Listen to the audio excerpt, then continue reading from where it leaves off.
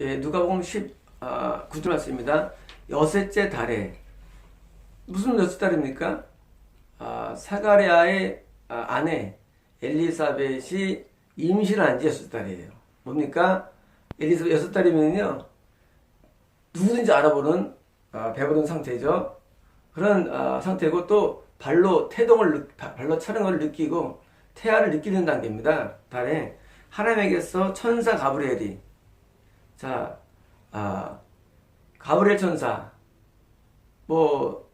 천사가 뻔해요. 여러분 다 우리가 천사가 개똥이 소똥이 있는 게 아니라 가브리엘이냐 미갈이냐 루시엘이냐 이렇게밖에 없는 거예요. 다 없고 그 메시지를 전달하는 사람을 가브리엘 천사로 부르죠.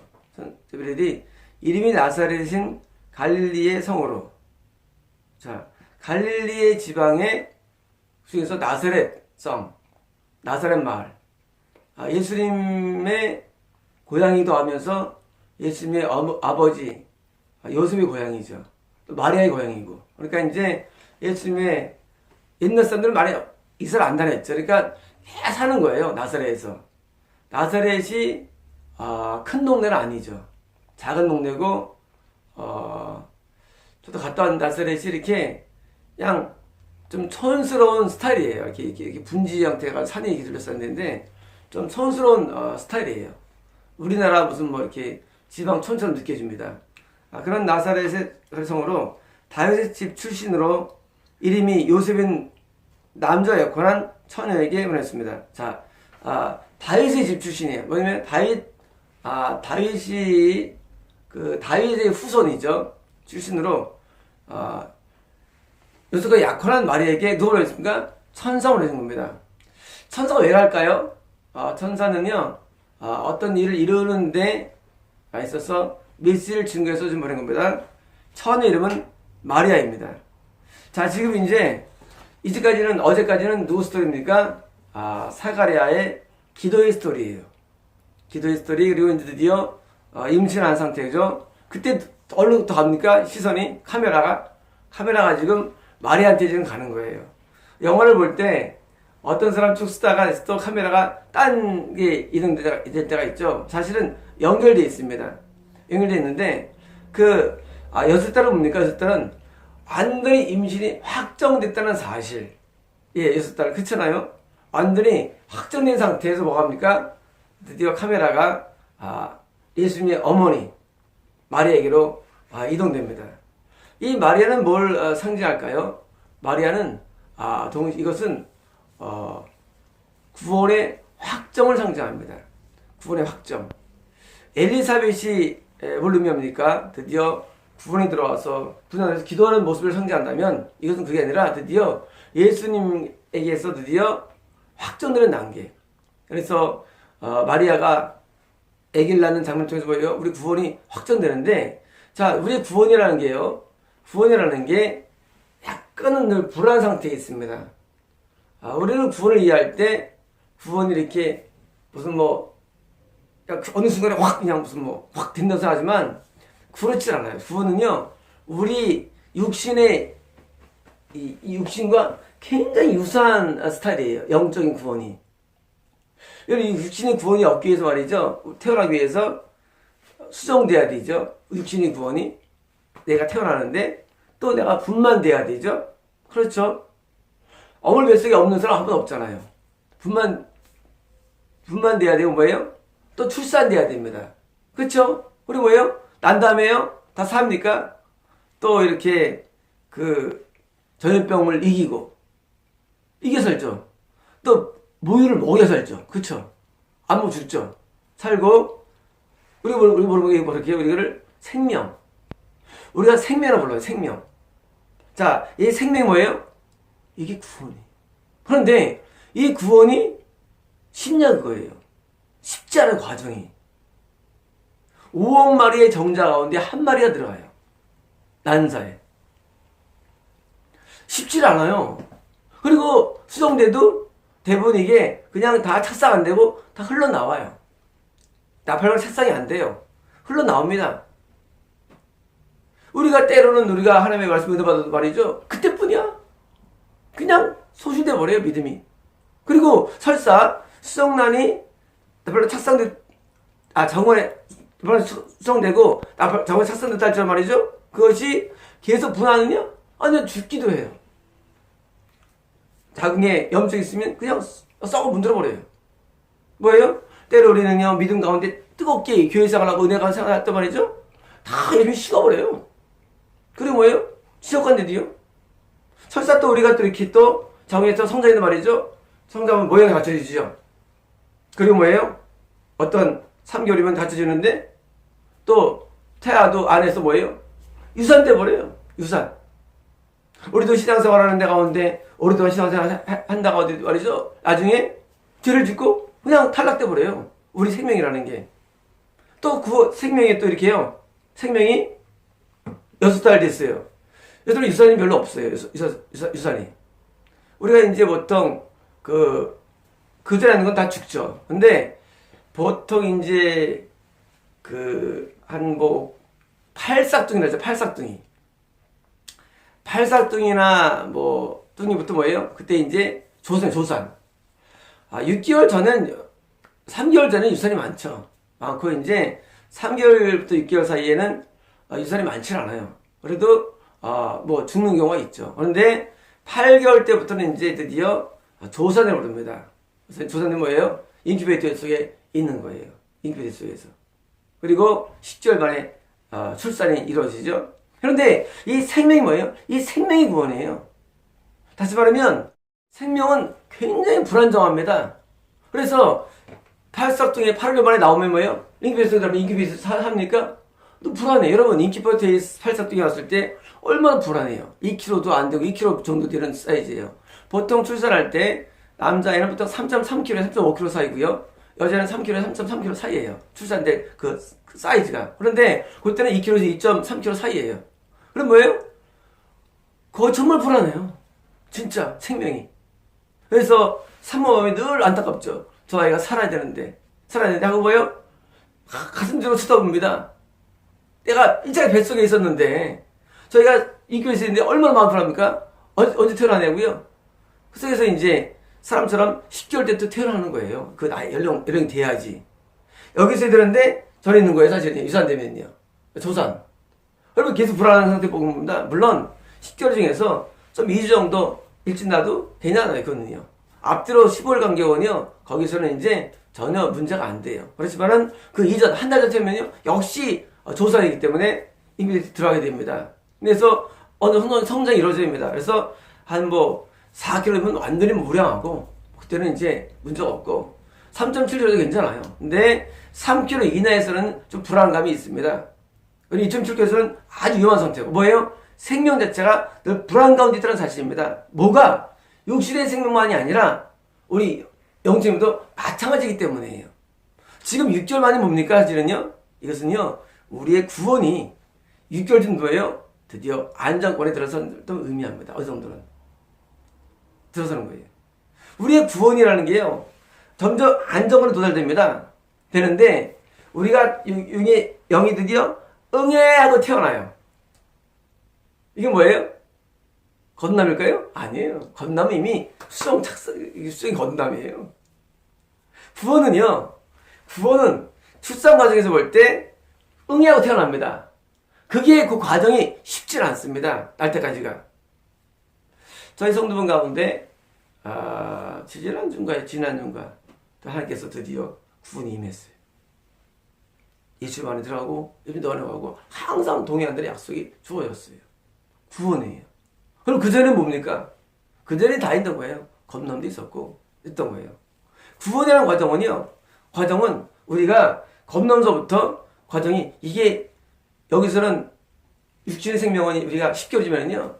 사실 이것이 40년 걸리기도 합니다. 어떤 사람은 1년 걸리기도 하고 이게 많은 과정이 필요해요. 구원까지는요. 그래서 구원받으면 드디어 성인과 늘 동행해야 됩니다.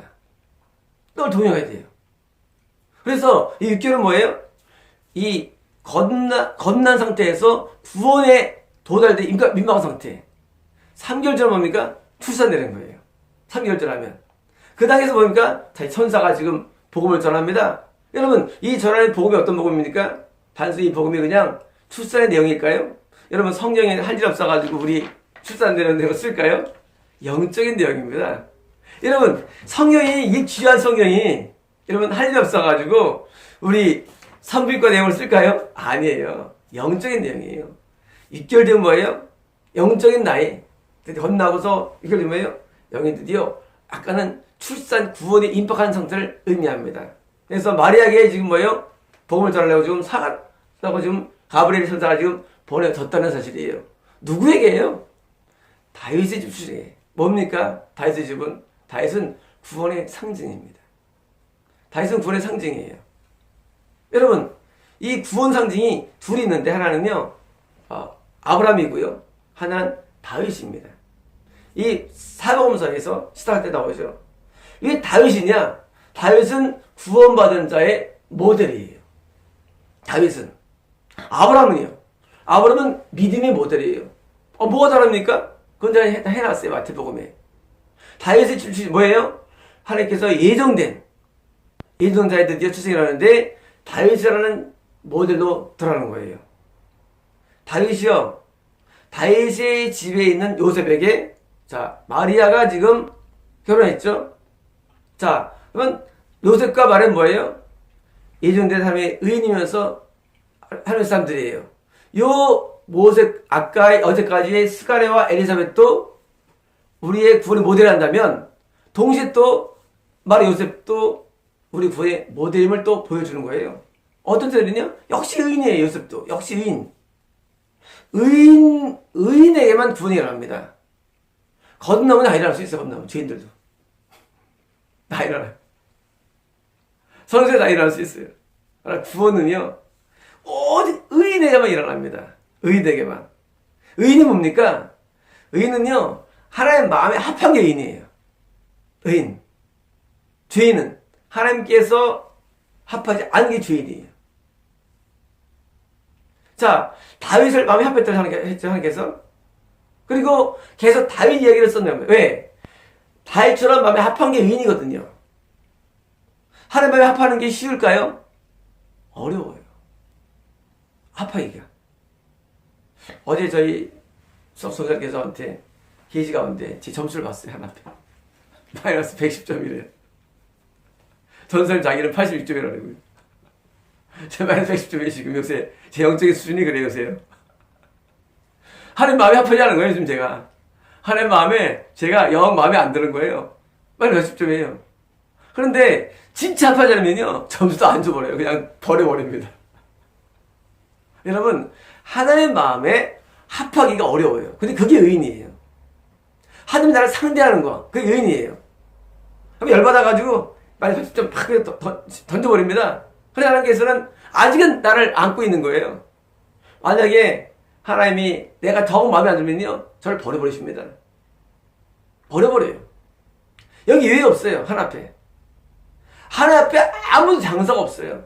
하나님 마음에 합하면 하나님 버려버려요. 유기교라 부릅니다. 버림받는 거예요. 좀 내가 버리는 자니라 예수 안에 걸 확인하라. 이런 무슨 말씀이죠? 버려버립니다.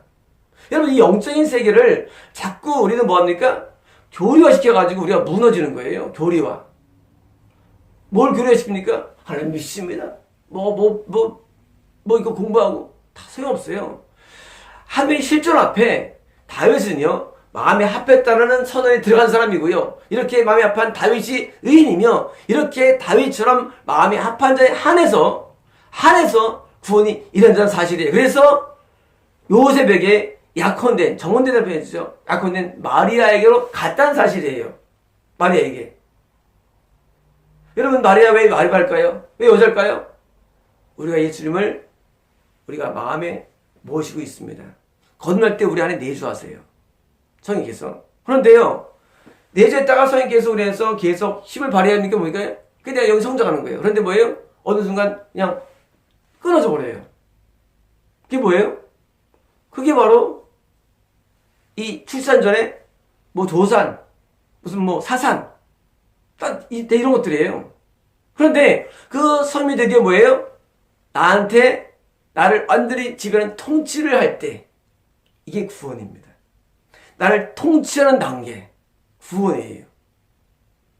그 시점이 구원의 시점이에요. 그때는 누가 통치합니까? 내가 주인이죠. 내가 로드예요. 로드가 뭡니까? 로드의 주인이. 내가 로드예요. 성령님은 그냥 나한테 구원하러 오신 영이에요. 근데 안 돼. 그분이 내가 그 로드가 나를 주인 될 때 뭐예요? 내가 종 되는 거예요. 그래서 뭐라고 그러니까 우리 하나님을 부르니까 예수님을 내가 나의 로드, 주, 예수, 그리스도 되는 거예요. 예수님이 나의 주가 될 때 뭐합니까? 드디어 나를 통치해. 이게 뭐야? 통치가 뭐예요? 그리스도예요. 예수님이 성님이시죠? 예수님이 나의 주인이 됐어. 나를 통치해. 그리스도. 그래서 주 예수 그리스도의 은혜와 평강이 너에게 항상 있을지어다예요. 바울의 인사가 주 예수 그리스도의 은혜예요. 다시 말하면 드디어 내 안에 오신 성님이 드디어 나를 지배해. 나를 통치해. 통치가 들을 때 그게 구원인 거예요. 그게 통치가 어떻게 됩니까? 여러분, 인간의 영은 뭐예요? 죄인이에요. 하나님의 영은 영이에요. 그래서 하나님의 영이 날 지배할 때 뭐예요? 그때만 인간은 의인이에요. 인간은. 내가 내 영을 인도하면요, 난 여전히 죄인이에요. 지옥 갑니다.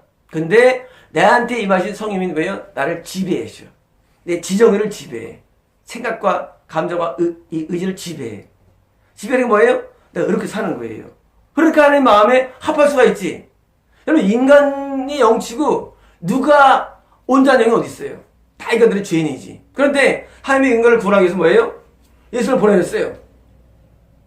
2000년 전에 대속십자로 동시에 뭐예요? 예수를 믿는 자에게 성령을 보내주세요. 똑같이. 그러다가 성령께서 우리에게 자리를 잡고 6개월 되면 드디어 뭐예요? 구원이 가까움을 말합니다. 그래서 마리아가 등장되는 거예요. 구원에 가까움을 등장해요.